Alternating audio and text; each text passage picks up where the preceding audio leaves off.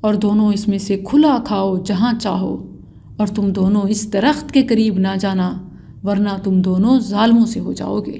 تو شیطان نے دونوں کو اس سے پھسلا دیا، پس انہیں اس سے نکال دیا جس میں وہ دونوں تھے، اور ہم نے کہا اتر جاؤ، تمہارا باز باز کا دشمن ہے، اور تمہارے لیے زمین میں ایک وقت تک ٹھہرنا اور فائدہ اٹھانا ہے۔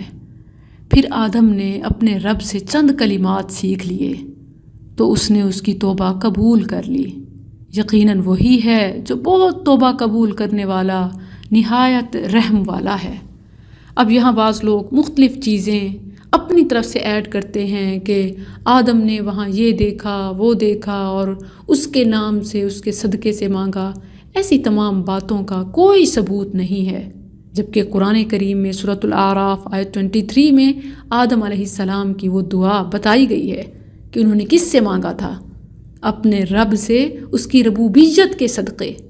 ربنا ظلمنا انفسنا وَإِن لَّمْ تَغْفِرْ لَنَا وَتَرْحَمْنَا لَنَكُونَنَّ مِنَ الْخَاسِرِينَ۔ یہ وہ دعا ہے کہ جس کے ذریعے سے اللہ نے توبہ قبول کی۔ کوئی بھی گناہ ہو، کسی بھی معاملے میں معافی چاہیے، اپنے بابا آدم کی طرح اپنے رب سے مانگیے، بے شک وہی التواب الرحیم ہے۔ قُلْنَا اهْبِطُوا، ہم نے کہا سب کے سب اس سے اتر جاؤ۔ پھر اگر کبھی تمہارے پاس میری طرف سے واقعی کوئی ہدایت آ جائے تو جس نے میری ہدایت کی پیروی کی سو ان پر نہ کوئی خوف ہے اور نہ وہ غمگین ہوں گے، یعنی گزرے پر کوئی غم نہیں اور آنے کی کوئی فکر نہیں۔ اور جنہوں نے کفر کیا اور ہماری آیات کو جھٹلایا، یہ لوگ آگ والے ہیں، وہ اس میں ہمیشہ رہنے والے ہیں۔ یا بنی اسرائیل، اے بنی اسرائیل، یہ یعقوب علیہ السلام کا نام یا لقب ہے۔ اس کا معنی ہے اللہ کا بندہ، اور بنی اسرائیل یعنی اسرائیل کی اولاد، اللہ کے بندے کی اولاد۔ بنی اسرائیل میں بہت سے انبیاء آئے، سب سے پہلے یوسف علیہ السلام اور سب سے آخری عیسیٰ علیہ السلام ہیں۔ اے بنی اسرائیل، میری نعمت یاد کرو جو میں نے تم پر انعام کی، اور تم میرا عہد پورا کرو، میں تمہارا عہد پورا کروں گا، یعنی تم میرا حکم مانو میں جنت دوں گا، اور صرف مجھی سے پس ڈرو اور اس پر ایمان لاؤ جو میں نے اتارا ہے، اس کی تصدیق کرنے والا ہے جو تمہارے پاس ہے، اور تم سب سے پہلے اس سے کفر کرنے والے نہ بنو، اور میری آیات کے بدلے تھوڑی قیمت مت لو، اور صرف مجھی سے پس ڈرو۔ اس کا مطلب یہ نہیں ہے کہ زیادہ قیمت لے سکتے ہو، اس کا مطلب یہ ہے کہ جتنا بھی لے لو اس قرآن کے مقابلے میں تو بہت تھوڑا ہی ہے۔ اور حق کو باطل کے ساتھ خلط ملط نہ کرو، اور نہ حق کو چھپاؤ جبکہ تم جانتے ہو، اور نماز قائم کرو اور زکوٰۃ دو، اور رکوع کرنے والوں کے ساتھ رکوع کرو۔ اس سے پتہ چلتا ہے کہ نماز، زکوٰۃ اور باجماعت نماز بنی اسرائیل پر بھی فرض تھی۔ کیا تم لوگوں کو نیکی کا حکم دیتے ہو اور اپنے آپ کو بھول جاتے ہو، حالانکہ تم کتاب پڑھتے ہو؟ تو کیا تم نہیں سمجھتے؟ اور صبر اور نماز کے ساتھ مدد طلب کرو، اور بلا شبہ وہ یقیناً بہت بڑی ہے مگر ان عاجزی کرنے والوں پر، یعنی جو عاجزی کرتا ہے صبر اور نماز اس کے لیے آسان اور مدد یقینی ہو جاتی ہے۔ جو یقین رکھتے ہیں کہ بے شک وہ اپنے رب سے ملنے والے ہیں، اور یہ کہ بے شک وہ اسی کی طرف لوٹنے والے ہیں۔ یا بنی اسرائیل، اے بنی اسرائیل، میری نعمت یاد کرو جو میں نے تم پر کی۔ ہمیں بھی دیکھنا چاہیے کہ ہمارے اوپر ہمارے رب کے کتنے احسانات ہیں، اور یہ کہ بلا شبہ میں نے ہی تمہیں جہانوں پر فضیلت بخشی، انہوں نے قدر نہ کی، اللہ نے ان سے نعمت چھین لی۔ اسی لیے جو بھی ناقدری کرتا ہے، ناشکری کرتا ہے، اللہ اس سے نعمت لے لیتا ہے، مہلت ختم کر دیتا ہے۔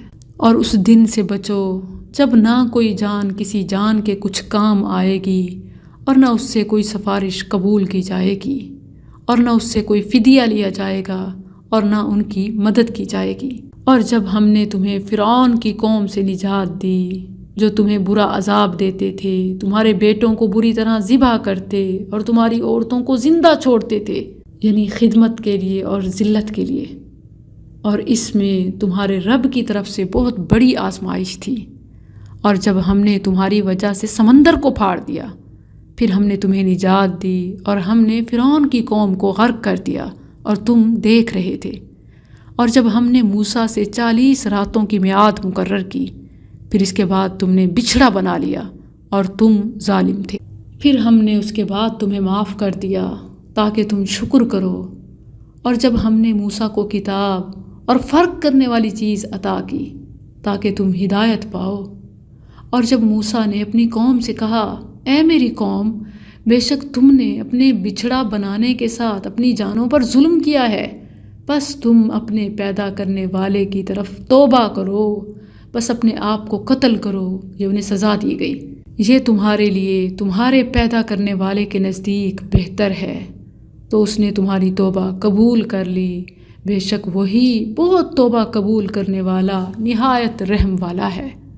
اور جب تم نے کہا، اے موسیٰ، ہم ہرگز تیرا یقین نہیں کریں گے یہاں تک کہ ہم اللہ کو کھلم کھلا دیکھ لیں، تو تمہیں کڑک نے پکڑ لیا اور تم دیکھ رہے تھے، پھر ہم نے تمہیں تمہارے مرنے کے بعد زندہ کیا تاکہ تم شکر کرو۔ شکر کی قرآن کریم میں بکثرت تلقین کی وجہ سے اللہ کے نبی صلی اللہ علیہ وسلم ہر فرض نماز کے بعد اللہ سے شکر کی توفیق مانگتے۔ اللہم اعنی علی ذکرک و شکرک و حسن عبادتک، ہر نماز کے بعد پڑھا کریں، الہی اپنے ذکر، شکر اور بہترین طریقے سے عبادت کرنے میں میری مدد فرما۔ وَصَلَّلْنَا عَلَيْكُمُ الْغَمَامَ، اور ہم نے تم پر بادل کا سایہ کیا، اور ہم نے تم پر من اور سلوہ اتارا، کھاؤ ان پاکیزہ چیزوں میں سے جو ہم نے تمہیں دی ہیں۔ اور انہوں نے ہم پر ظلم نہیں کیا، لیکن وہ اپنے آپ پر ہی ظلم کیا کرتے تھے۔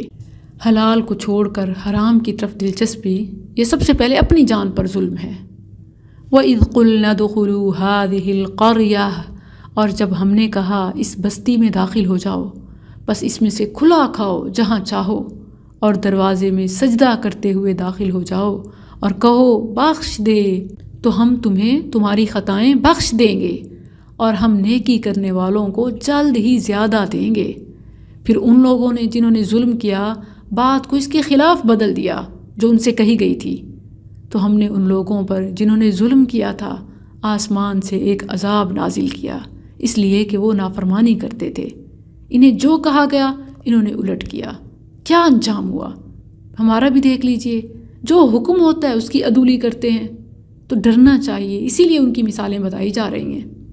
وَإِذِ اسْتَسْقَىٰ مُوسَىٰ، اور جب موسیٰ نے اپنی قوم کے لیے پانی مانگا تو ہم نے کہا اپنی لاٹھی اس پتھر پر مار، تو اس سے 12 چشمے پھوٹ نکلے۔ بلا شبہ سب لوگوں نے اپنے پینے کی جگہ معلوم کر لی، کھاؤ اور پیو اللہ کے دیے ہوئے میں سے، اور زمین میں فساد کرتے ہوئے دنگا نہ مچاؤ۔ دوسروں کے حق پر نظر رکھنا یہ بھی فساد ہے۔ اور جب تم نے کہا، اے موسیٰ، ہم ایک کھانے پر ہرگز صبر نہ کریں گے، سو ہمارے لیے اپنے رب سے دعا کر وہ ہمارے لیے کچھ ایسی چیزیں نکالے جو زمین اپنی ترکاری اور اپنی ککڑی اور اپنی گندم اور اپنے مسور اور اپنی پیاز میں سے اگاتی ہے۔ فرمایا، کیا تم وہ چیز جو کم تر ہے اس چیز کے بدلے میں مانگ رہے ہو جو بہتر ہے؟ کسی شہر میں جا اترو تو یقیناً تمہارے لیے وہ کچھ ہوگا جو تم نے مانگا، اور ان پر ذلت اور محتاجی مسلط کر دی گئی، اور وہ اللہ کی طرف سے بھاری غضب کے ساتھ لوٹے۔ یہ اس لیے کہ وہ اللہ کی آیات کے ساتھ کفر کرتے اور نبیوں کو حق کے بغیر قتل کرتے تھے، یہ اس لیے کہ انہوں نے نافرمانی کی اور وہ حد سے گزرتے تھے۔ بے شک جو لوگ ایمان لائے اور جو یہودی بنے اور نصارہ اور صابی یعنی بے دین، جو بھی اللہ اور یوم آخرت پر ایمان لائے گا یعنی مسلمان ہو جائے گا، نیک عمل کرے گا، تو ان کے لیے ان کا اجر ان کے رب کے پاس ہے۔ جو بھی قوم ہے، جو بھی مذہب ہے، جب اسے چھوڑ کر اللہ اور اس کے رسول پر ایمان لائیں گے اور نیک کام کریں گے تو اللہ کے ہاں اجر محفوظ ہو جائے گا، پچھلے کا غم اور دکھ نہیں ہوگا۔ کیونکہ فرمایا وَلَا خَوْفٌ عَلَيْهِمْ وَلَا هُمْ يَحْزَنُونَ، نہ ان پر کوئی خوف ہے اور نہ وہ غمگین ہوں گے۔ اور جب ہم نے تمہارا پختہ عہد لیا اور تمہارے اوپر پہاڑ کو بلند کیا، پکڑو قوت کے ساتھ جو ہم نے تمہیں دیا ہے، اور جو اس میں ہے اسے یاد کرو تاکہ تم بچ جاؤ۔ پھر تم اس کے بعد پھر گئے، تو اگر تم پر اللہ کا فضل اور اس کی رحمت نہ ہوتی تو یقیناً تم خسارہ اٹھانے والوں میں سے ہوتے، اور بلا شبہ یقیناً تم ان لوگوں کو جان چکے ہو جو تم میں سے ہفتے کے دن میں حد سے گزر گئے۔ تو ہم نے ان سے کہا ذلیل بندر بن جاؤ۔ لوگوں میں ابھی بھی یہ غلط فہمی پائی جاتی ہے کہ شاید جو اینیملز منکی ہیں یہ وہی غضب شدہ ہیں جن پر عذاب آیا۔ ایسا ہرگز نہیں ہے، صحیح حدیث میں یہ ثابت ہے کہ وہ مخلوق چند ہی دنوں میں ختم ہو گئی۔ فَجَعَلْنَاهَا نَكَالًا، تو یہ جو آتا ہے نا کہ ہم نے انہیں عبرت بنایا کہ ابھی بھی وہ بندر ہیں، یہ ایسا نہیں ہے، بلکہ اس واقعے کو بیان کر کے لوگوں کے لیے عبرت بنایا۔ تو ہم نے اسے ان لوگوں کے لیے جو اس کے سامنے تھے اور جو اس کے پیچھے تھے ایک عبرت اور ڈرنے والوں کے لیے ایک نصیحت بنا دیا۔ اور جب موسیٰ نے اپنی قوم سے کہا بے شک اللہ تمہیں حکم دیتا ہے کہ ایک گائے ذبح کرو، انہوں نے کہا کیا تو ہمیں مذاق بناتا ہے، یعنی ہم سے مذاق کرتا ہے؟ کہا میں اللہ کی پناہ پکڑتا ہوں کہ میں جاہلوں سے ہو جاؤں۔ یہ جو میڈیا پر پرینک، میمز، میمکری اور جوک کا ایک طوفان ہے، یہ اسلامی تعلیمات کے منافی ہے۔ انبیاء نے پناہ مانگی ہے۔ موسیٰ علیہ السلام نے کہا اعوذ باللہ ان اکون من الجاہلین، یعنی میں مذاق کر کے جاہل بن جاؤں، یہ تو جاہلوں کا کام ہے، مگر لوگ انہیں سیلیبریٹیز اور سٹارز کہتے ہیں۔ قالوا ادع لنا، انہوں نے کہا ہمارے لیے اپنے رب سے دعا کر، وہ ہمارے لیے واضح کرے، یعنی وہ گائے کیا ہے؟ کہا بے شک وہ فرماتا ہے، بے شک وہ ایسی گائے ہے جو نہ بوڑھی ہے اور نہ بچھڑی، اس کے درمیان جوان عمر کی ہے، تو کرو جو تمہیں حکم دیا جاتا ہے۔ یہ اس لیے تھا کہ ان کے ہاں ایک قتل ہو گیا جس کا قاتل نہیں پکڑا جا رہا تھا، اور ایک دوسرے پر الزامات اور فساد ہو رہا تھا، جس کے نتیجے میں اللہ سبحانہ و تعالیٰ نے گائے ذبح کرنے کا حکم دیا کہ ذبح شدہ گائے کا ٹکڑا مقتول کے جسم پر لگائیں گے تو وہ قاتل کا نام لے گا اللہ کے حکم سے زندہ ہو کے۔ تو اسی لیے اب جب انہیں گائے کا حکم ملا تو انہوں نے ایک کے بعد دوسرا سوال، یعنی نہ کرنے والی نیت اور مظاہرہ، اللہ سبحانہ و تعالیٰ نے سورہ بقرہ میں پورا واقعہ بیان کر دیا۔ انہوں نے کہا ہمارے لیے اپنے رب سے دعا کر، وہ ہمارے لیے واضح کرے اس کا رنگ کیا ہے۔ کہا بے شک وہ فرماتا ہے کہ بلا شبہ وہ گائے زرد رنگ کی ہے، اس کا رنگ خوب گہرا ہے، دیکھنے والوں کو خوش کرتی ہے۔ انہوں نے کہا ہمارے لیے اپنے رب سے دعا کر، وہ ہمارے لیے واضح کرے وہ گائے کیا ہے۔ بے شک گائیں ہم پر ایک دوسرے کے مشابہ ہو گئی ہیں، اور یقیناً ہم اگر اللہ نے چاہا تو مقصد کو پہنچنے ہی والے ہیں۔ یہ انہوں نے انشاءاللہ کہا تو اسی وجہ سے انہیں توفیق بھی مل گئی، اگر وہ انشاءاللہ نہ کہتے تو کبھی بھی نہ کر پاتے۔ اس میں ہمارے لیے بھی سبق ہے کہ اللہ کا نام لینے سے مشکلیں حل ہو جاتی ہیں۔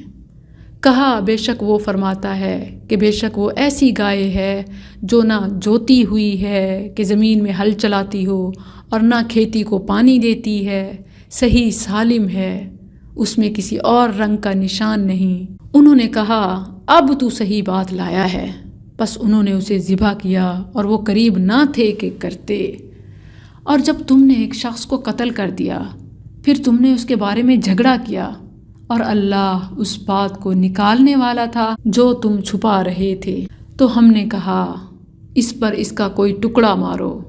اس طرح اللہ مردوں کو زندہ کرتا اور تمہیں اپنی نشانیاں دکھاتا ہے تاکہ تم سمجھو، کیونکہ وہ آخرت کا انکار کرتے تھے کہ کیسے مردے زندہ ہوں گے۔ تو اللہ نے اس واقعے سے نہ صرف دنیا کا مسئلہ بلکہ آخرت کا مسئلہ بھی ہمیشہ کے لیے حل کر دیا۔ ثم قست قلوبکم، پھر اس کے بعد تمہارے دل سخت ہو گئے، تو وہ پتھروں جیسے ہیں یا سختی میں ان سے بھی بڑھ کر ہیں، اور بے شک پتھروں میں سے کچھ یقیناً وہ ہیں جن سے نہریں پھوٹ نکلتی ہیں، اور بے شک ان میں سے کچھ یقیناً وہ ہیں جو پھٹ جاتے ہیں، بس ان سے پانی نکلتا ہے، اور بے شک ان میں سے کچھ یقیناً وہ ہیں جو اللہ کے ڈر سے گر پڑتے ہیں، اور اللہ اس سے ہرگز غافل نہیں جو تم کر رہے ہو۔ نمازوں کا نہ پڑھنا، نافرمانیاں کرنا، اور اللہ کے آگے نہ جھکنا، نہ نماز نہ سجدے، اللہ کو ہر عمل کا علم ہے۔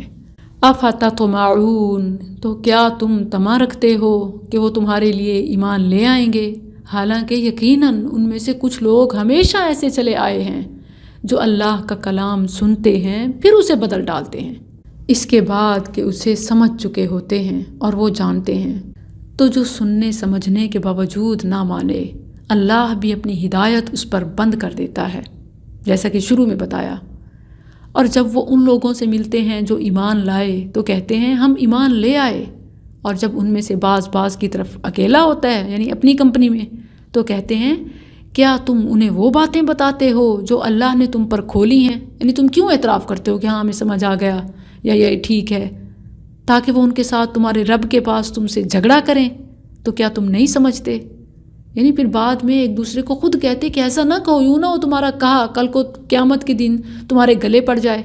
اس سے بھی وہ خود ہی پکڑے گئے، یعنی قیامت کا انہیں یقین تو تھا مگر دنیا چھوڑنے کو دل نہیں کرتا۔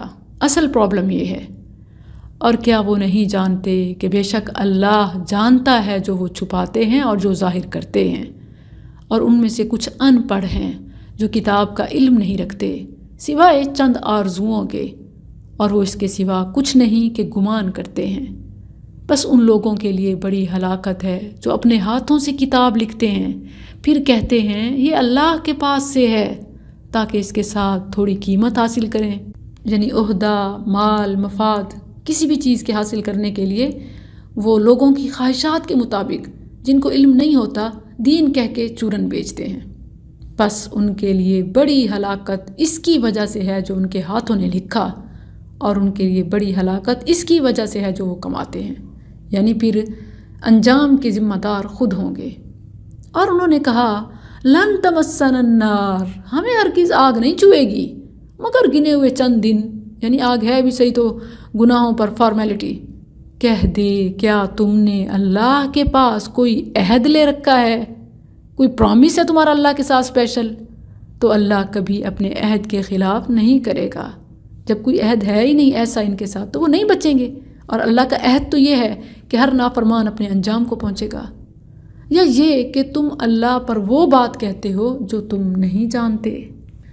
بلا من کسب سیئہ، کیوں نہیں جس نے بڑی برائی کمائی اور اسے اس کے گناہ نے گھیر لیا، تو وہی لوگ آگ والے ہیں، وہ اس میں ہمیشہ رہنے والے ہیں۔ اور جو لوگ ایمان لائے اور انہوں نے نیک اعمال کیے وہی جنت والے ہیں اور وہ اس میں ہمیشہ رہنے والے ہیں۔ وَإِذْ أَخَذْنَا مِيثَاقَ بَنِي إِسْرَائِيلَ، اور جب ہم نے بنی اسرائیل سے پختہ عہد لیا کہ تم اللہ کے سوا کسی کی عبادت نہ کرو گے، اور ماں باپ اور قرابت والے اور یتیموں اور مسکینوں سے احسان کرو گے، اور لوگوں سے اچھی بات کہو اور نماز قائم کرو اور زکوٰۃ دو، پھر تم پھر گئے مگر تم میں سے تھوڑے، اور تم منہ پھیرنے والے تھے۔ یہ اللہ نے حقیقی جنت آخرت کی اور دنیا کی زندگی کو بھی جنت بنانے کے لیے گولڈن رولز بتائے ہیں جو بنی اسرائیل کو بھی بتائے گئے تھے، مگر انہوں نے پس پشت ڈالا سوائے چند ایک کے۔ آج ہمارا بھی یہی حال ہے، نہ حقوق اللہ پورے کرتے ہیں نہ حقوق العباد، بلکہ بعض لوگ تو کہتے ہیں کہ اللہ رسول کا کلمہ پڑھ لیا بس پھر اب جی بچے بچائے ہیں، وہی بنی اسرائیل جیسا دعویٰ، اور حقوق العباد کے معاملے میں کسی چیز کی پرواہ نہ کرنا۔ اور بعض کہتے ہیں کہ حقوق العباد پورے ہوں اللہ اپنا حق معاف کر دے گا۔ یہ دونوں غلط سوچیں ہیں، ان کی کوئی حقیقت نہیں ہے۔ اللہ سبحانہ وتعالیٰ نے ان دونوں کو ایک ہی زمرے میں رکھا۔ جہاں اپنی عبادت کا حکم دیا لا تعبدون الا اللہ، معاً فرمایا وبالوالدین احسانا، مکمل لسٹ ہے آگے حقوق العباد کی، کسی کی رعایت نہیں ہے۔ وذی القربى والیتامى والمساکین وقولوا للناس حسنا واقیموا الصلاة وآتوا الزکاة ثم تولیتم الا قلیلا منکم وانتم معرضون۔ بعض لوگ کہتے ہیں کہ جی فزیکلی کمر کی پیٹھ قرآن کو نہ ہو، اسی طرح قرآن کی فیس جائز نہیں ہے، یہ بھی غلط ہے، انہوں نے قرآن کو سمجھا ہی نہیں ہے۔ اصل تو احکامات پر عمل کرنا اور مسائل کو شریعت کے مطابق بتانا ہے۔ والدین کے ساتھ حسن سلوک کی بھی اہمیت معلوم ہوتی ہے، اور حسن سلوک میں سے والدین کی آخرت کے لیے، دنیا کے لیے دعائیں کرتے رہنا بھی شامل ہے، جیسے سورہ بنی اسرائیل آیت 24 میں سکھایا گیا، رب ارحمہما کما ربیانی صغیرا۔